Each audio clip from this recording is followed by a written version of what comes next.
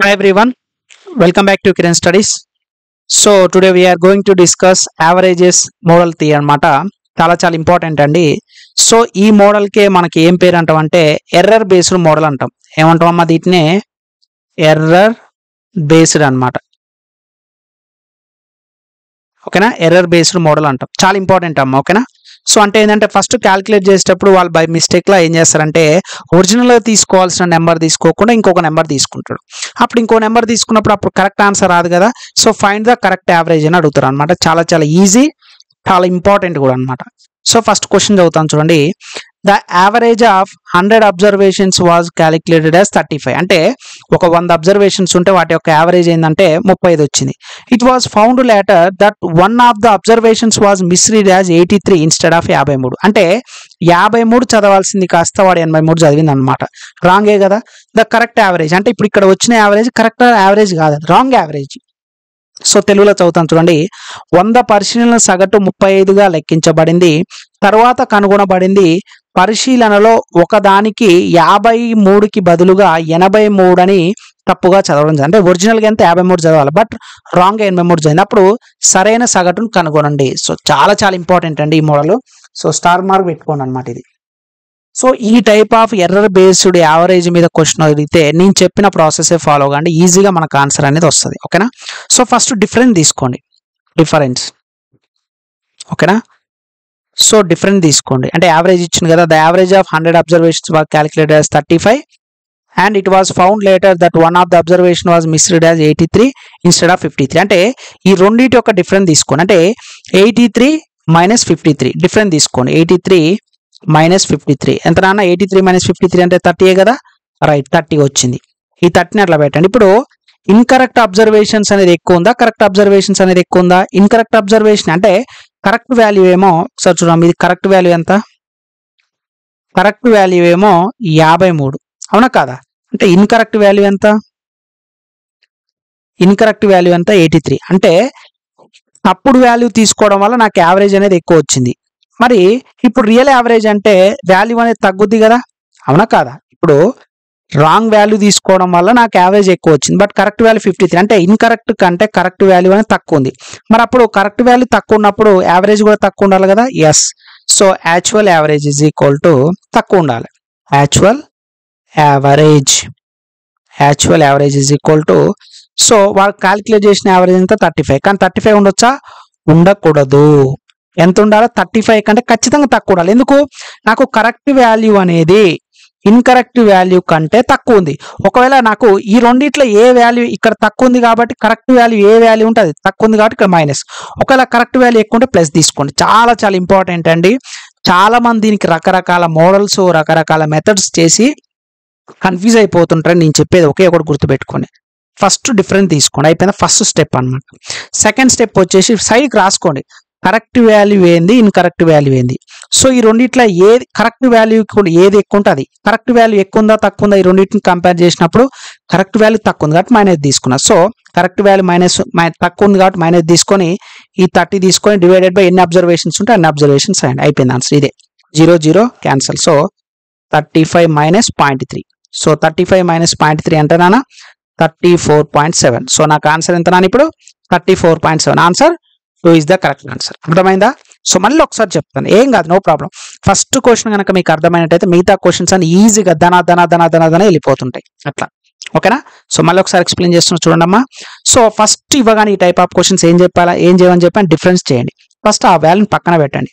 So actual average అంటే నిజమైన average. So correct సరైన సగటు కనుక్కోవాలంటే ఇచ్చిన యావరేజ్కి ప్లస్ ఆర్ మైనస్ చేయాలి.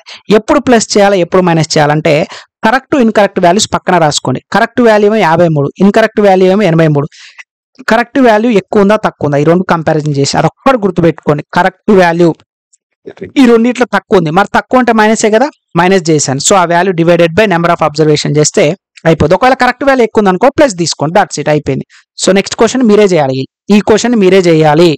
ఆల్రెడీ క్వశ్చన్ చెప్పాను కదా, same concept, same model, same everything will be same. So నేను చెప్పే క్లాసెస్ ఎప్పుడు కూడా ఇలానే ఉంటాయండి.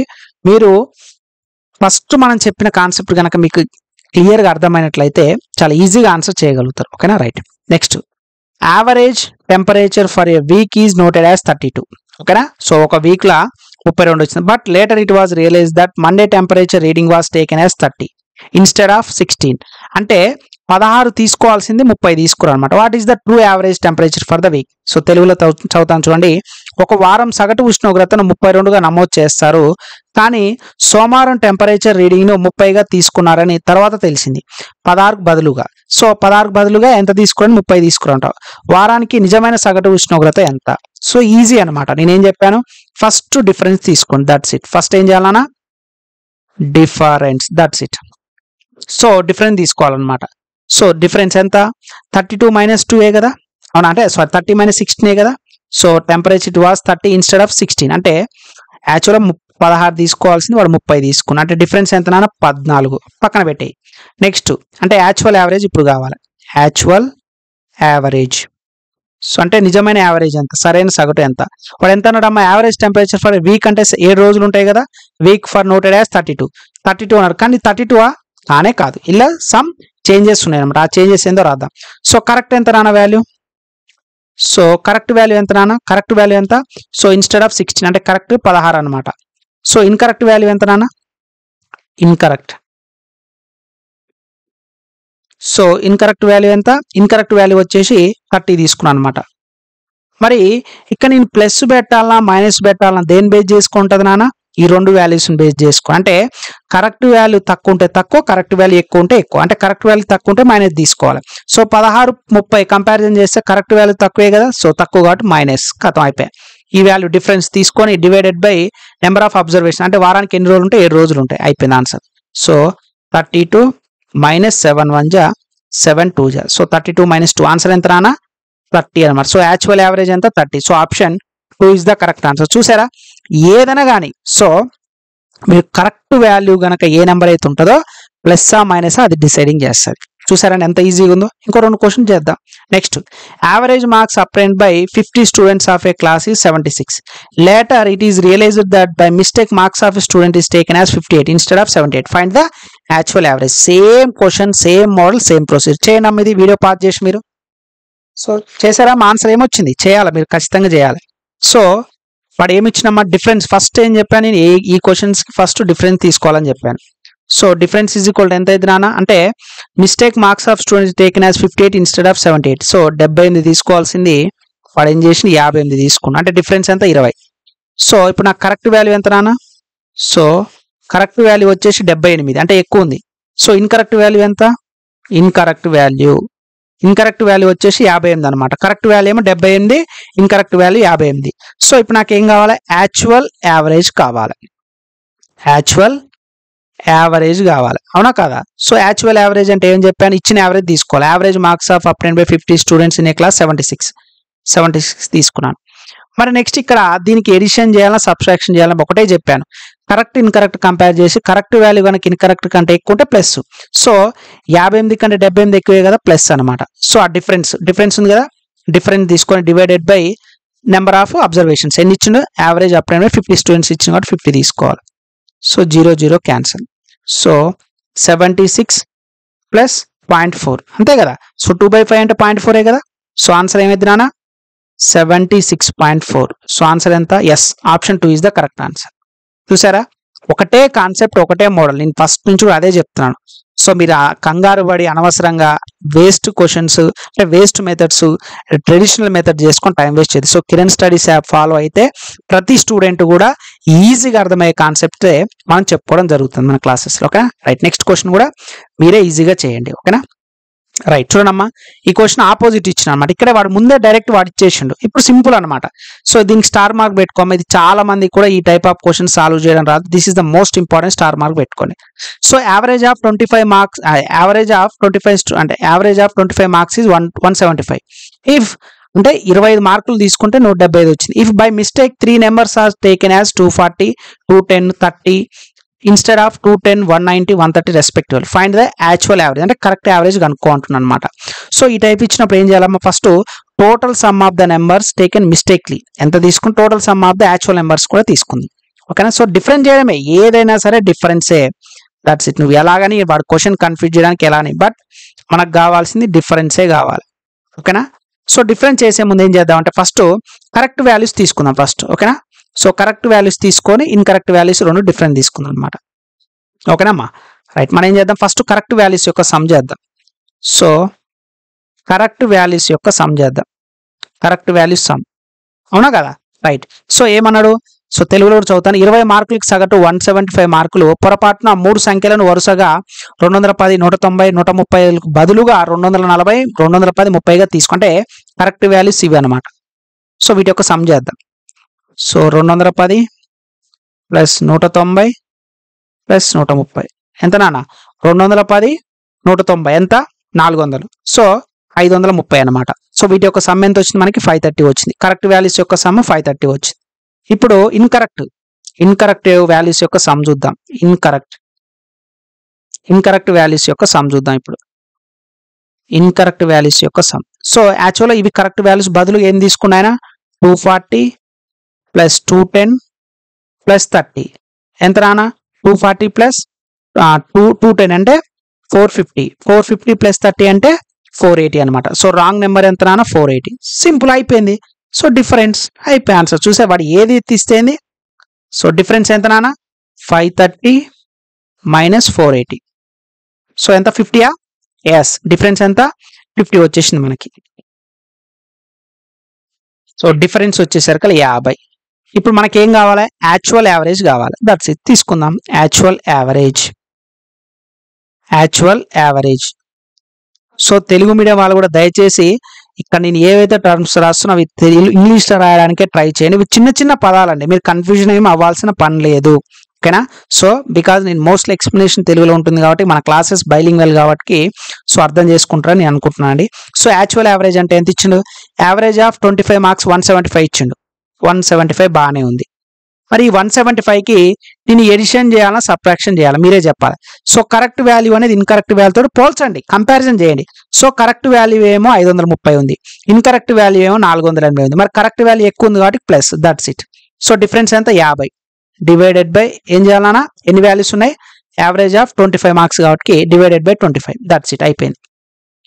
25 1 జా 25 2 జా, సో 175 ప్లస్ 2 ఆన్సర్ ఎంత నానా 177, దట్స్ ఇట్ అయిపోయింది. చూసారా ఎంత ఈజీయో.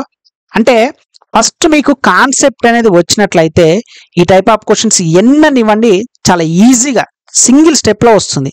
డిఫరెంట్ బుక్లో డిఫరెంట్ ఉంటుంది, అవన్నీ వద్దు. మీరు కిరణ్ స్టడీస్ యాప్ డౌన్లోడ్ చేసుకొని వీడియో డిస్క్రిప్షన్లో కూడా ఇస్తాను. సో అన్ని క్లాసెస్ కూడా మనకి ఇలానే స్మూత్గా ఈజీగా మీకు అర్థమయ్యే విధంగా ఉంటుంది, ఓకేనండి.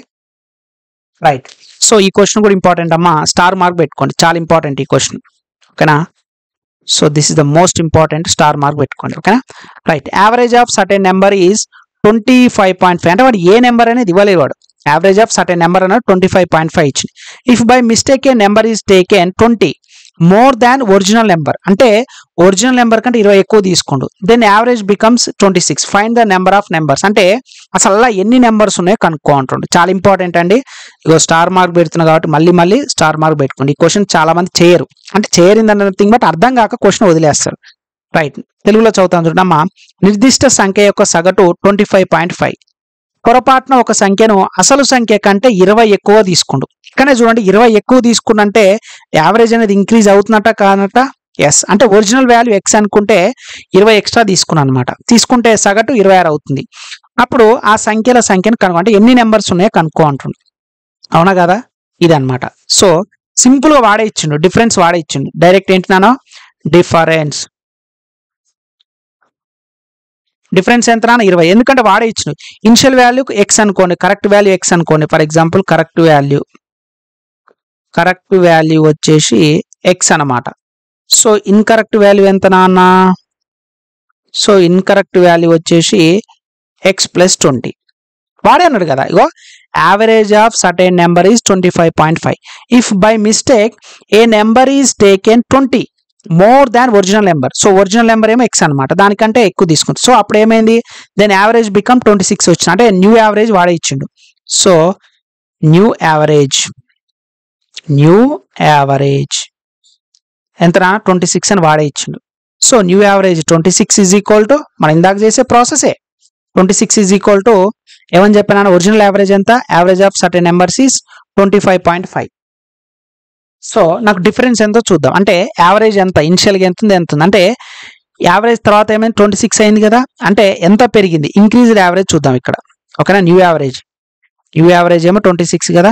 సో ఓల్డ్ యావరేజ్ ఎంతో చూద్దాం. ఓల్డ్ యావరేజ్ ఎంత నాన్న? సో ఓల్డ్ యావరేజ్ వచ్చేసి 25.5. అంటే ఎంత పెరిగింది, ఇంక్రీజ్డ్ యావరేజ్ ఎంత నాన్న? ఇంక్రీజ్డ్ యావరేజ్ అంటే పెరిగిన వాల్యూ ఎంత మనకి? సో 26లో నుంచి 25.5 పోతే ఎంత? 0.5. అంటే ఇది ఒరిజినల్ యావరేజ్ అనమాట, ఇది యావరేజ్, ఇది అవునా కదా. సో టోటల్ నెంబర్స్ వచ్చింది, అంటే టోటల్ యొక్క యావరేజ్ వచ్చింది, నెంబర్ ఎంత ఎక్స్ట్రా వచ్చింది, సో డిఫరెన్స్ చూసింది. అప్పుడు రిక్వైర్డ్ నెంబర్ ఎంత వస్తుంది నాన్న? సో కావాల్సిన number. So number is equal to ఏమైంది 20 డివైడెడ్ బై 0.5. సో ఎంత? 40 అనమాట. సో కావాల్సిన నెంబర్ ఎంత నాన్న? ఆన్సర్ 40 వచ్చింది. అర్థమైందా? చూడండి ఇక్కడ, రైట్, అర్థమైందా? సో చాలా మందికి అర్థం కాలేదు. సార్ కిరణ్ సార్ ఏందేందో చేశారు, ఇందాక నుంచో మంచిగా ఒక సిస్టమేటిక్ వేలో చెప్పావు, ఇప్పుడేమో ఏదో కాన్సెప్ట్ చెప్పినా సార్, నాకు అంతా కొత్తగా ఉందని చెప్పి మీకు డౌట్ రావచ్చు కదా. ఏమొద్దు, నేను ప్రీవియస్గా ఎలా అయితే చెప్పినా మళ్ళీ అలానే చెప్తాను. కాన్సెప్ట్ చెప్పాలి కాబట్టి ఇది కాన్సెప్ట్ అనమాట. రైట్, చూడండి అమ్మా, సేమ్ మన ఏంది ఫస్ట్ డిఫరెన్స్ తీసుకునేది ఎప్పుడు కూడా అంతే కదా. So very good. So difference ఎంత నాన్న? డిఫరెన్స్ ఎంత వాడే ఇచ్చిండు, correct value X, incorrect value X plus 20 గా డిఫరెన్స్ ఎంత? 20 అయిపోయింది. డిఫరెన్స్ 20 అయిపోయింది. So actual average is equal to, మనం ఇందాక ఏం చేసాం, ఇక్కడ చూడండి అమ్మా, actual average is equal to old average plus, అంటే ప్లస్ అయితే మైనస్ అయినా దాన్ని బట్టి తీసుకుని ఇక్కడ యాక్చువల్ యావరేజ్ వాడే ఇచ్చిండు. సో యాక్చువల్ యావరేజ్ ఎంత ఇచ్చిన వాడే, ఇగో average of certain number 25.5, actual average ఇంతే ఇచ్చిండు. సో ఎంత పెరిగింది ఆ యావరేజ్ అంటే ఒరిజినల్ యావరేజ్ కంటే ఎంత అన్నాడమ్మా? 26 అన్నాడు. 26 తీసుకున్నాను. ఎందుకు? చూడండి ఇక్కడ మీకు ప్రీవియస్ ఇయర్ క్వశ్చన్స్ కూడా అన్ని అబ్జర్వ్ చేసినట్లయితే చూడండమ్మా, ఇగో చూడండి, ఇగో యాక్చువల్ యావరేజ్ 25.5, 76 అని ఎట్లా తీసుకున్నాను నేను? యావరేజ్ ఇచ్చింది కాబట్టి తీసుకున్నాను. సేమ్ ఇక్కడ కూడా ఎంత ఇచ్చినాను? వాడే 26 ఇచ్చిండు. దాని తర్వాత ఏం చేశాను నేను? ప్లస్ కానీ మైనస్ కానీ తీసుకో అని చెప్పాను. మరి ప్లస్ కానీ మైనస్ కానీ ఎలా తీసుకోవాలంటే కరెక్ట్ వాల్యూ ఏమో ఎక్స్, ఇన్కరెక్ట్ వాల్యూ ఏమో ఎక్స్ ప్లస్ 20. అంటే కరెక్ట్ వాల్యూ ఇన్కరెక్ట్ వాల్యూ కంటే తక్కువ ఉంది కాబట్టి ఇక్కడ మైనస్ తీసుకోవాలి. దట్స్ ఇట్, మైనస్ అయిపోయింది. డిఫరెన్స్ ఎంత నాన్న? 20. సో నాకు ఎంతమంది నెంబర్స్ తెలియదు కాబట్టి నేను అనుకుంటాను అయిపోయా. దీన్ని సాల్వ్ చేయండి నాన్న, అయిపోయింది. చూసారా ఎంత ఈజీయో మా. రైట్, దీన్ని సాల్వ్ చేయండి. ఎంత అవుతుంది అప్పుడు? 20/n is equal to 26 minus 25.5 అయిపోయా. 20/n ఈజ్ ఈక్వల్ టు ఎంత నాన్న? 26.5 అనమాట. సో అప్పుడు n ఈజ్ ఈక్వల్ టు ఏమవుతుంది? 20/0.5. సో 20/0.5 1/2 కదా. సో ఆన్సర్ ఎంత? 40. చూసారా, సేమ్ ఆన్సర్ వచ్చిందా రాలేదా? అంటే కాన్సెప్ట్ అర్థమైన స్టూడెంట్కి నేను చెప్పే కాన్సెప్ట్ కనుక అర్థమైతే ఏ క్వశ్చన్ ఎలాగానే ఇవ్వనియండి, ఐఎమ్ గ్యారంటీ. నేను చెప్పిన ఒకే ఒక step, difference actual average is equal to old average. So plus or minus based on difference by 20 అనమాట, డిఫరెన్స్ బై టోటల్ నెంబర్. ఓకేనా అండి. సో ఇక్కడ రాస్తాను, అవసరం అయితే మీకు ఇగో ఇక్కడ రాస్తాను చూడండి, చాలా ఇంపార్టెంట్ అండి. Actual average is equal to ఇక్కడ రాస్తాను, ఇదేం డిఫరెన్స్ కదా. సో యాక్చువల్ యావరేజ్ కనుక్కోవాలంటే actual average is equal to old average, అంటే new average plus or minus based అని నేను చెప్పాను కదా, కరెక్ట్ వాల్యూని బట్టి తీసుకోవాలి. Difference divided by total number of observation. So total observations, so total number of వ్యక్తులని ఇవ్వండి, ఏదని ఇవ్వండి. సో యొక్క ఫార్ములా కనుక మీరు గుర్తుపెట్టుకున్నట్లయితే, ఇది ఫార్ములా ఏం కాదండి యాక్చువల్గా, మీకు అర్థం అవ్వాలని చెప్తున్నాను అనమాట. ఓకేనా అండి. సో ఏ మోడల్ అని ఇవ్వండి, ఇందులో ఇలానే సాల్వ్ చేయాలి. ఓకేనా. రైట్, నెక్స్ట్ క్వశ్చన్ కూడా సాల్వ్ చేద్దాం. The average marks of a class of 35 children is 35. So వాడే ఇచ్చిండు, the average marks of a class 35 children is 35. The marks of one of the students who got 35 was incorrectly entered in 65. So difference తీసుకోండి, difference. ఓకేనా. So ఎంత? who got 35 was incorrectly entered 65 అనమాట. So difference ఎంత? 65 minus 35. అవునా కాదా? So difference ఎంత నాన్న? 30 వచ్చింది. అయిపోయా. నెక్స్ట్ ఏమంటుండు? What is the correct average value? So correct average value, so actual value అన్న కరెక్ట్ యావరేజ్ వాల్యూ అన్న same. So correct average is equal to old, అంటే వాటి న్యూ యావరేజ్ ఎంత ఇచ్చింది? The average marks of a class of 35 children is 35. అంటే వాడే ఇచ్చిన అనమాట, ఎంత? 35 అని ఇచ్చిండు, 35 ఇచ్చిండు. దాని తర్వాత మరి ప్లస్ తీసుకోవాలా మైనస్ తీసుకోవాలా అనేది ఒరిజినల్ వాల్యూని బట్టి ఉంటుంది, అవునా కదా. సో కరెక్ట్ వాల్యూ ఎంత అని ఇక్కడ రాస్తున్నా. సో కరెక్ట్ వాల్యూ ఎంత? సో హూ గాట్ 35, యాక్చువల్గా correct value 35 but was incorrectly entered in 65 అనమాట. సో ఇన్కరెక్ట్ వాల్యూ ఎంత నాన్న? సో ఇన్కరెక్ట్ వాల్యూ వచ్చేసి 65 అనమాట. సో కంపారిజన్ చేయాలి కరెక్ట్ వాల్యూకి ఇన్కరెక్ట్ వాల్యూకి. సో కరెక్ట్ వాల్యూ అనేది ఇన్కరెక్ట్ వాల్యూ కన్నా తక్కువ ఉంది కాబట్టి మైనస్ కాదు, డిఫరెన్స్ డివైడెడ్ బై ఎంత? Number of the average marks of a class of 35 children divided by 35 అయిపోయింది. సో 35 మైనస్ 5 టేబుల్ అవుతుంది కదా, 5 6 జా 5 7 జా. సో 6/7 అంటే ఎంత వస్తుందమ్మా వాల్యూ? సో 6/7 అంటే అప్రాక్సిమేట్లీ మనకి ఎంత రావచ్చు? సో 0.14 అంతే కదండి. సో 0. ఎంత వస్తుంది మనకి? సో 0.14 అంటే నథింగ్ బట్ ఎంత? 0.85 తీసుకుందాం. క్యాలిక్యులేట్ చేయండి అంతే కదా. 7 56 కదా, 56 కదా. సో మళ్ళీ 7 9 63 దాటిపోతుంది కాబట్టి రైట్ కరెక్టే 85 వస్తుంది అనమాట. సో 35 మైనస్ 8.5 అంటే ఎంత? 34.14. 34.14 ఆన్సర్ ఎంత నాన్న? 34.14. చూసారా, ఎన్ని క్వశ్చన్స్ అయినా సరే నేను చెప్పిన ఒకే ఒక కాన్సెప్ట్ ద్వారా మీరు ఎన్ని క్వశ్చన్స్ అయినా సాల్వ్ చేస్తారు. ఎటువంటి చేంజ్ చేసేది ఉందా? ఎటువంటి లేదు. రైట్, ఇంకో క్వశ్చన్ కూడా మీరే సాల్వ్ చేయండి ఇది కూడా. ఓకే, అంటే మనం కాన్సెప్ట్ నేర్చుకుంటున్నాం అంటే అందులో ఏ టైప్ ఆఫ్ క్వశ్చన్ వచ్చినా సాల్వ్ చేయాలి, అది నా యొక్క ఇంటెన్షన్ అనమాట. రైట్, క్వశ్చన్ చదవనానా? The average of marks of 17 students in an examination was calculated as 71. ఓకేనా, the average of marks of 17 మంది స్టూడెంట్స్ యొక్క యావరేజ్ 71 అన్నాడు. But it was later found that the mark of one student had been wrongly entered as 65 instead of 56. ఒరిజినల్గా 56 but 65 అంటే 65 instead of 56 and another 24 instead of 50. The correct average. రెండు values అనేది change చేశారు, but ప్రీవియస్గా already చేసాం ఈ question. ఒక పరీక్షలో 17 మంది విద్యార్థుల సగటు మార్కులను 71గా లెక్కించారు. అయితే ఒక విద్యార్థి మార్కులను 56కు బదులుగా 65 అని, అంటే ఫస్ట్ కరెక్ట్ వాల్యూస్ చూద్దాం. కరెక్ట్ వాల్యూస్ చూద్దాం. సో కరెక్ట్ వాల్యూస్ ఏమేమి నాన్న? 56కు బదులు 65 అంటే కరెక్ట్ వాల్యూ ఎంత? 56. మరి ఇన్కరెక్ట్ వాల్యూ ఎంత? ఇన్కరెక్ట్ వాల్యూ ఎంత? 56కు బదులు 65 తీసుకున్నారు. నెక్స్ట్ మరొకరి మార్కులను 50కి బదులుగా 24 తీసుకున్నారు. అంటే ఒరిజినల్గా 50 బట్ దానికి ఏం తీసుకున్నానో 24గా తీసుకున్నాడు. అవునా కదా. రైట్, సమ్ చేయండి. ఇప్పుడు ఇదేమైంది? 106 అవుతుంది. ఇది వచ్చేసరికి ఎంత నాన్న? 89. 60 70 80 అంత 89. సో అయిపోయాయి. ఇప్పుడు డిఫరెన్స్ తీసుకుందాం, మనం యాజ్ టీజ్ చేసేద్దాం. So difference is equal to ఎంత నాన్న? 106 మైనస్ 89. అవునా కాదా? సో 106 మైనస్ 89 ఎంత? 17 కదా. ఎస్, డిఫరెన్స్ 7 వచ్చింది. ఇప్పుడు నాకేం కావాలి? కరెక్ట్ యావరేజ్ కావాలి. So correct average is equal to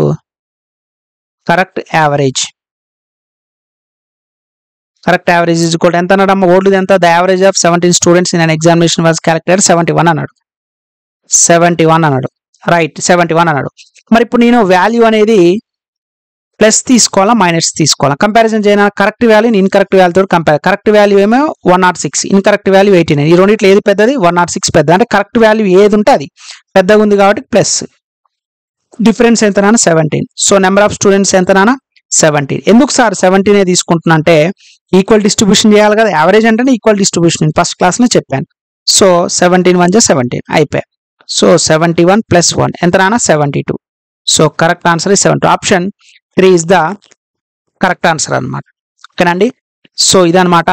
దీంతో ఈ మోడల్ కూడా మనకు కంప్లీట్ అయిపోయిందండి. సో మోడల్ 3 అనేది చాలా చాలా ఇంపార్టెంట్ అండి. ఎర్రర్ బేస్డ్ క్వశ్చన్స్ చాలా చాలా ఈజీ అండి. సో మన క్లాసెస్ అన్నీ కూడా ఇంత ఈజీగా ఉంటాయి.